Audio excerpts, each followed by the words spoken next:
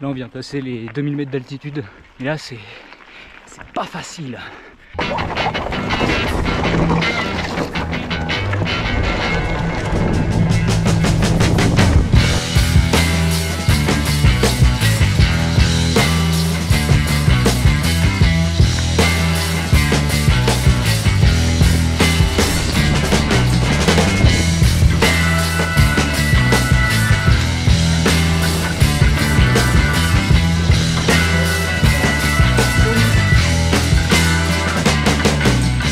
Et salut tout le monde, aujourd'hui je vous emmène avec moi dans les Alpes pour participer à la Transmaurienne vanoise. Au programme de ces 5 jours de randonnée, près de 6000 mètres de dénivelé positif sur des étapes culminant à plus de 2500 mètres. Autant vous dire qu'on a prévu de bien se faire mal aux jambes. Aujourd'hui départ de la municipalité d'Ossois pour une boucle de 40 km pour 1500 mètres de dénivelé positif. Et directement après le départ, je décide de rentrer dans mon rythme pour doubler un maximum de personnes pour que ça ne bouchonne pas arriver dans les premiers singles. Premiers singles qui ne se font pas attendre car en effet, après environ 500 mètres de montée sur le bitume pour étaler le peloton, on arrive directement dans le vif du sujet. Et là je peux vous dire que cette année je n'ai fait quasiment que de la route. Et là c'est un petit peu la redécouverte du VTT parce que j'en fais quand même assez régulièrement. Mais là je vous dis c'est vraiment du bonheur, on arrive sur des petites descentes un petit peu technique mais pas trop, là je suis encore dans mon élément et là je peux vous dire c'est le début d'une bonne semaine.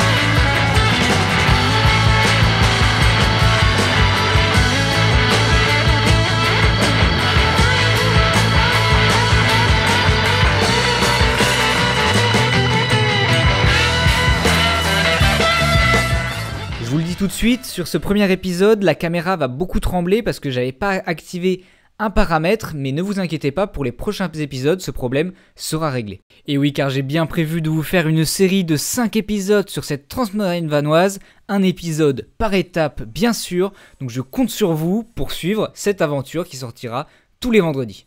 N'hésitez donc pas à liker et à commenter ce que vous en pensez de ce premier épisode. Je sais que c'est du contenu qui change un peu d'habitude, ça va peut-être pas plaire à tout le monde vu que là on est sur du VTT alors que d'habitude je fais que de la route. Mais bon, moi c'est ce que j'aime dans le vélo, c'est vraiment toutes les disciplines et du coup j'espère que cette petite série va vous plaire.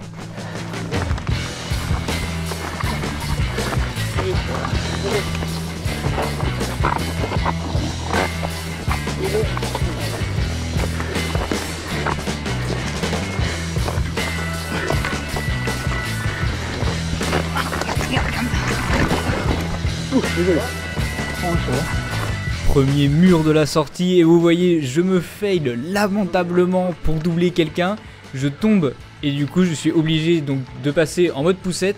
Vous allez le voir sur cette randonnée, moi je l'avais pas prévu parce que c'est vrai qu'en Normandie on se retrouve rarement à devoir pousser le vélo. Mais là il y a vraiment des moments où on peut pas faire autrement finalement.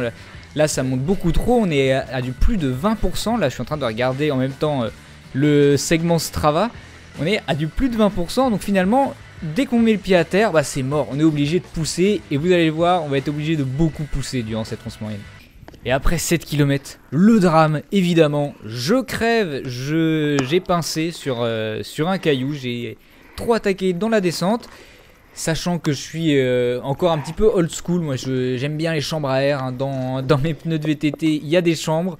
Et donc du coup voilà, je suis obligé de changer. Le problème c'est que là maintenant ça me laisse sans chambre à air pour la suite de la sortie.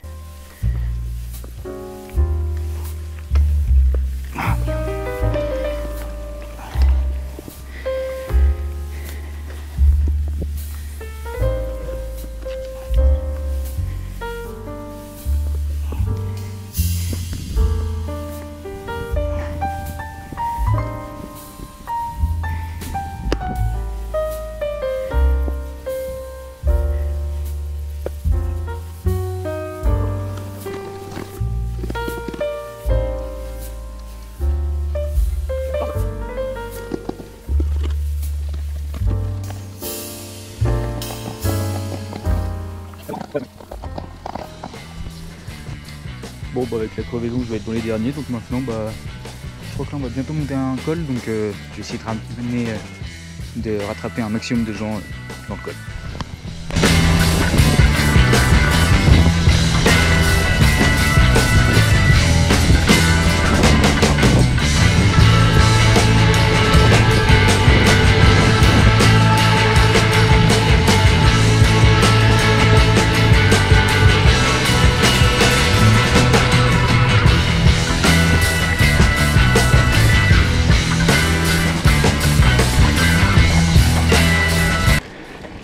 À chaque fois je galère à changer chambre à air. Et encore là ça va. Ces pneus là c'est pas les plus cons que j'ai eu à changer. Moi je suis encore en chambre à air. Je suis encore le school. Donc bon, c'est pas que je voudrais pas passer en tubeless. C'est surtout que mes roues sont pas compatibles. On avait essayé une fois de les passer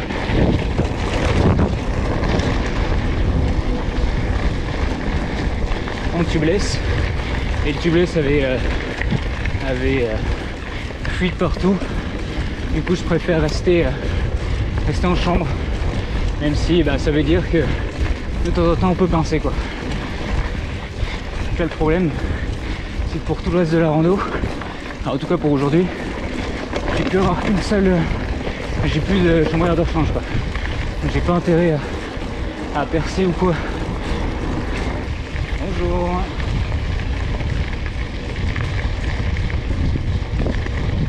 Bonjour, je passe à droite. Bonjour.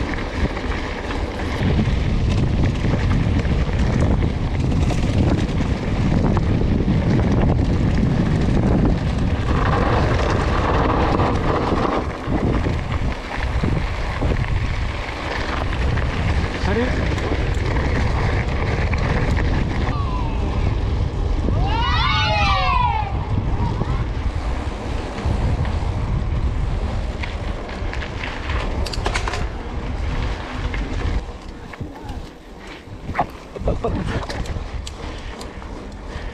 Après cette petite portion de vallée bien roulante et le passage dans le village de Sardières, on va se retrouver dans des passages beaucoup moins roulants. On va commencer à entrer dans le dur de la sortie avec une première ascension assez longue. Donc là on voit que tout le monde est à pied, c'est un mur à ce moment là. Donc là je m'efforce de rester sur le vélo parce que je sais que je vais être plus fatigué en fait à monter à pied que sur le vélo. Et donc là je m'emploie pour finir cette bosse. Et là on est direction le premier ravitaillement au monolithe. Et après ça on va directement commencer le col de la journée qui va atteindre plus de 2500 mètres d'altitude. Monolithe que l'on aperçoit ici entre la cime des arbres. Il y avait environ 2 km de montée, pas tout à fait de montée, il y avait quelques redescentes comme on peut le voir à ce moment là. Donc 2 km entre le village et le monolithe où on va avoir un ravitaillement. Ravitaillement que je vais naturellement effectuer. En effet je ne joue pas une carte en mode compétition, là on est en mode randonnée, c'est la balade, du coup je peux prendre le temps que je veux. Et là après ce ravito, on est parti pour une bonne partie de manivelle pour se hisser en haut de la montagne.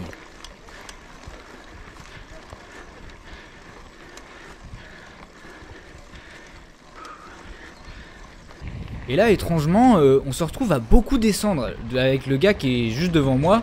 On est dans un bon rythme, donc on descend la montagne. Sauf qu'à un moment donné, on se dit, bah mince, sur la feuille de route, on était censé la monter cette montagne. Et finalement, on va s'arrêter à un moment donné, on va se rendre compte qu'on a pris le mauvais chemin. On est allé tout droit alors qu'il fallait aller à droite de base. Là on vient passer les 2000 mètres d'altitude. Bah c'est dur hein. Parce que là en fait on monte un col mais sur des chemins comme ça. On a eu des petits singles, je me suis trompé de route une ou deux fois. Enfin une fois en fait. Donc je fais un peu de rab. Et là c'est pas facile. Voilà, j'ai un peu la tête dans le guidon. Mais les paysages, ils sont magnifiques. C'est de toute beauté. D'ailleurs, j'espère que vous appréciez la nouvelle qualité. Là je suis passé sur GoPro Hero 9 Black. Donc normalement je peux filmer en 4K avec le Super View. Donc j'espère que ça va rendre bien à la caméra. Et puis moi je vous retrouve au sommet. Bon là je préfère faire ça. Peut-être. Là je préfère faire cette partie là à pied. Parce que si on tombe. On tombe loin quoi.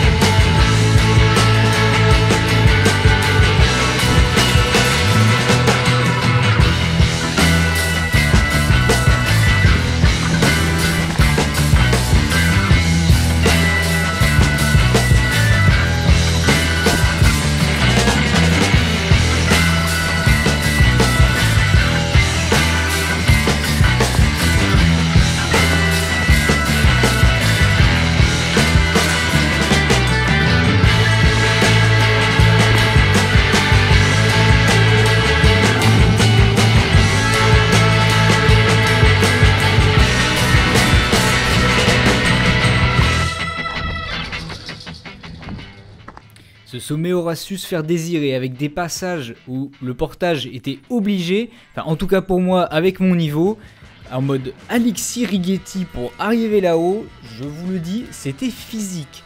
Parce que sur le coup en fait, ce à quoi j'ai pas vraiment pensé, c'est que je me suis dit bah tranquille, je fais le col à mon allure, comme ça je vais pouvoir remonter un max de gens, sauf que je m'étais pas rendu compte de la difficulté que ça allait être. Parce que en route, monter un col, fondamentalement, c'est pas si difficile que ça. Si on le fait à sa vitesse, bah, on gère son effort et ça se fait bien.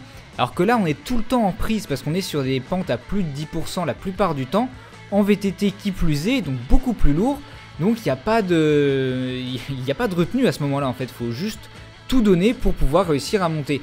Et le final où on doit commencer à mettre pied à terre pour ne pas tomber dans le vide, je peux vous dire, c'était très physique sur la fin, surtout compte tenu le manque de lucidité à la fin du col. Mais bon, à la fin de cette montée, un stop obligatoire au ravitaillement pour bien recharger les batteries pour attaquer la descente dans les meilleures conditions. Mais bon, avant de pouvoir accéder à cette descente, il y a encore le tour du lac à faire, un tour du lac assez physique qui va être aussi plutôt technique sur la fin. Je vous laisse le voir en images.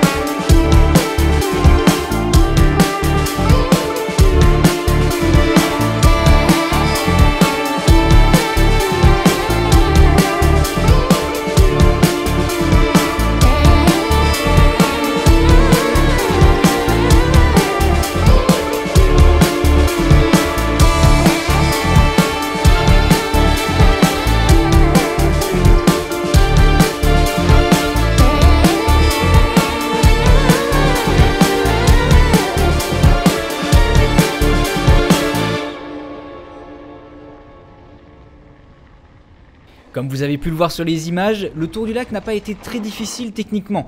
Il y avait juste la partie haute où il y avait quelques pierriers à passer, un petit peu technique à négocier. Mais là, on arrive dans le vif du sujet et dans ce qui va me faire vraiment très mal. Parce qu'il faut savoir qu'à ce moment-là, je me suis vachement donné dans la montée de la bosse.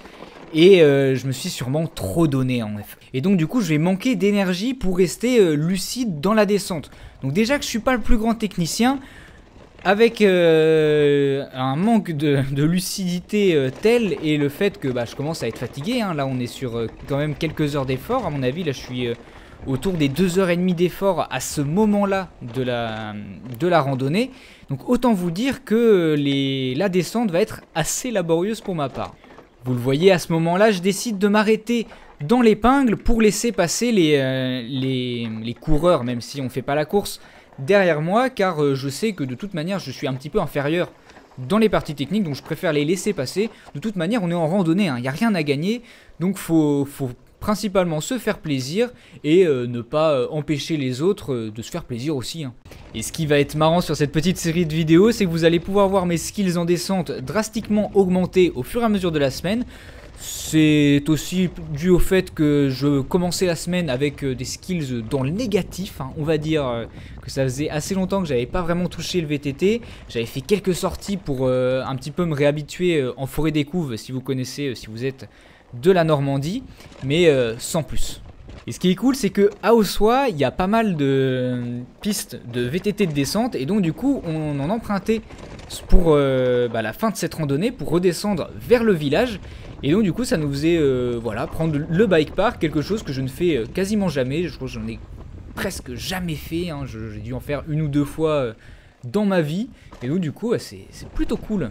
Bon, évidemment, c'est pas aujourd'hui que j'ai pris les coms dans la descente, mais bon, on s'amuse comme on peut. Et c'est d'ailleurs pour ça que j'ai décidé de ne pas m'inscrire en mode compétition. Car oui, la Transmoyenne Vanoise, c'est plusieurs épreuves qui se déroulent dans la même semaine. En réalité, il y a l'épreuve randonnée sportive, donc sur laquelle je suis inscrit, avec 5 épreuves avec un jour de repos le mercredi au milieu. Il y a aussi le mode compétition sur le parcours des 6000 mètres de dénivelé positif. Donc eux font la plupart du temps le même parcours que nous, sauf la première étape qu'ils ne font pas. Et au lieu d'avoir un jour de repos au milieu de la semaine, ils vont avoir une épreuve de XCO, de cross-country olympique. Le parcours des 9000, quant à lui, l'épreuve phare, vont avoir des parcours qui vont un petit peu différer. En effet, eux vont faire 9000 mètres de dénivelé positif séparés sur 5 étapes avec une étape de cross-country olympique au milieu. Le parcours des 9000, vous l'aurez compris, est beaucoup plus exigeant et va attirer un beau plateau car en réalité il y a des points UCI à venir gagner ici et donc des professionnels vont pouvoir venir s'aligner à cette course. Ça va donc être amusant parce qu'on va pouvoir en croiser au fur et à mesure de la semaine. Et sur ces petites précisions, on va bientôt arriver à la fin de la vidéo, l'occasion de vous faire un petit récapitulatif des statistiques de cette première sortie. J'ai donc parcouru environ 38 km pour 1500 mètres de dénivelé positif parcouru à une vitesse moyenne de 11,3 km. 11,3 km, c'est très peu, j'aurais pu vachement m'améliorer. C'est sur les descentes en fait que je perds beaucoup de temps sur cette première étape, mais vous le verrez dans les épisodes suivants, ça va s'améliorer au fur et à mesure de la semaine et on va augmenter cette vitesse moyenne. J'espère donc que cette vidéo vous a plu, n'hésitez pas à liker et à commenter ce que vous en avez pensé. N'oubliez pas que c'est la première étape d'une série de 5 épisodes qui vont sortir tous les vendredis à 17h30. Et moi je vous dis donc à la prochaine et d'ici là, roulez bien.